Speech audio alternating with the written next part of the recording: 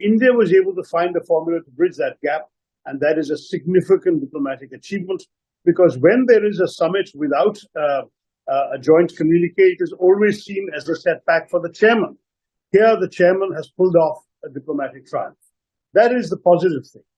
But the overall presidency has been different from previous presidencies, and there are both good and bad elements in it. With the G20 summit itself, we saw two very disappointing developments. One was the complete exclusion of the public interest from the summit. You found, for example, the shutdown of Delhi for 3 days, with great difficulties caused to daily wage workers and others who had no income for those days. The attempt to hide poverty rather than to deal with the poor and assist them during this difficult time. This was really disappointing. The second negative in terms of the summit itself was the complete failure to accommodate the opposition. The same spirit of accommodation and conciliation that we saw in achieving the declaration was not extended in the domestic concept and the domestic context to Indians. The leader of the opposition was not invited. The opposition members of parliament were not invited, not even the members of the relevant parliamentary committees dealing with foreign affairs. Nobody was invited to any of the events, the receptions, or the dinner. And the result is that a democracy, a country that called itself the mother of democracy, was showcasing an event from which the democratic opposition was excluded. I thought that was very unfortunate. So that's on the summit itself. On the presidency as a whole, one of the things that was remarkable, I would say, about the government's conduct of the presidency was that they did something that no previous G20 presidency has done. They actually made it a huge nationwide event, 200 meetings in 58 cities, a huge amount of action, and the conversion of the G20 into a sort of people's G20 with public events, the Hornbill Festival, the University Connect program, the civil society and think tank meetings. All of these things were unprecedented. No other country has done anything like that. And that is in some ways both a credit to India for taking the message of the G20 to the entire people, but it's also an attempt by the ruling party to instrumentalize the G20 as something that would turn out to be an asset for them politically. Now, they have every right to do that. They're the ruling party. But no other country has done this before. India has hosted many summits. Never has the ruling party celebrated its leadership in such a way. The whole Vishwaguru concept, the posters of Mr. Modi every 50 meters in Delhi over the weekend, all of these are advertising the G20 as if it is a personal achievement of Mr. Modi and the BJP government. And that, I think, has raised some eyebrows, even internationally, judging by some of the foreign coverage I've seen of the G20.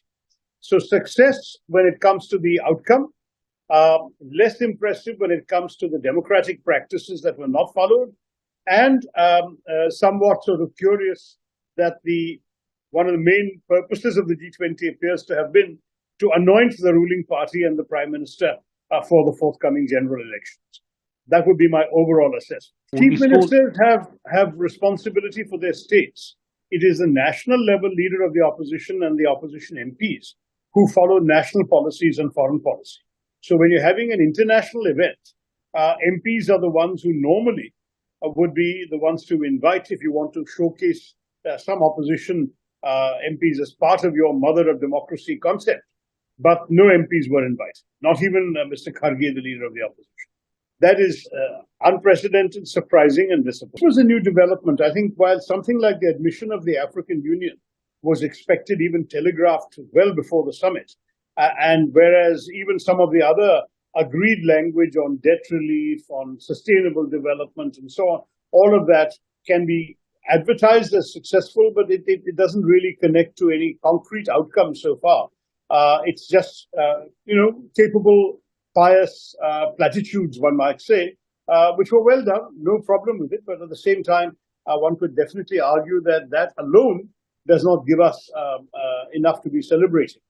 The India Middle East EU initiative is completely new, not something that was anticipated earlier, and that has tremendous potential for the future, provided it is implemented properly.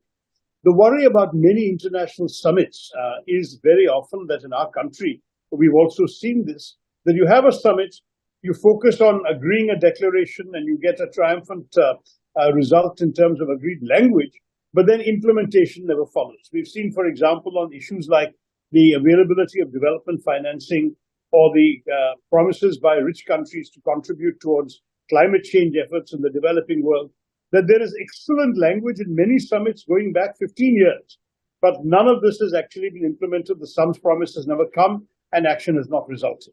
So I would say on this one, it's a welcome initiative, but the proof of the pudding, as the cliche goes, is in the eating. We will have to see how well this is implemented in our country and in the other countries that are part of this initiative. I'm in touch with both Amitabh Kant, the G20 Sherpa, and with our foreign minister, and I would congratulate them because what they have done is certainly very, very good for India. It is not easy to pull off a diplomatic negotiation like this. They both seem to have put in a lot of hard effort, and I think one should give credit where credit is due. Some of the other things that I've expressed to you, which are less positive, I've also expressed to them. But as far as the achievement of actually squaring the circle, which is an impossible task almost, on Ukraine is concerned, it's really very, very impressive. Because for 9 months, we were genuinely facing at every one of, for example, the finance ministers meeting, the foreign ministers meeting, etc. There was no agreement. And the positions seemed to be getting farther apart rather than closer together. So it really was an extremely effective achievement to pull this off. And I will not hesitate to compliment those led by Amitabh Kant and Foreign Minister Jaishankar.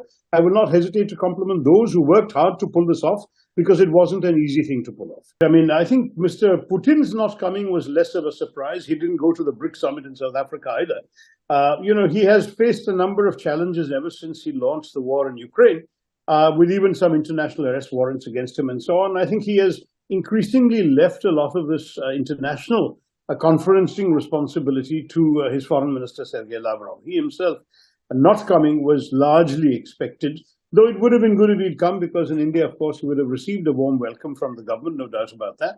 But there are other attendees of the G20 who might have been less than happy to interact with him. So in many ways, that is, let's say, not something worth making a big fuss about. But President Xi not coming was unfortunate for two reasons. He's gone to other summits, including just recently the South African BRICS summit. He's holding other international conferences in Beijing. So not coming to India looks very much like a snub to India.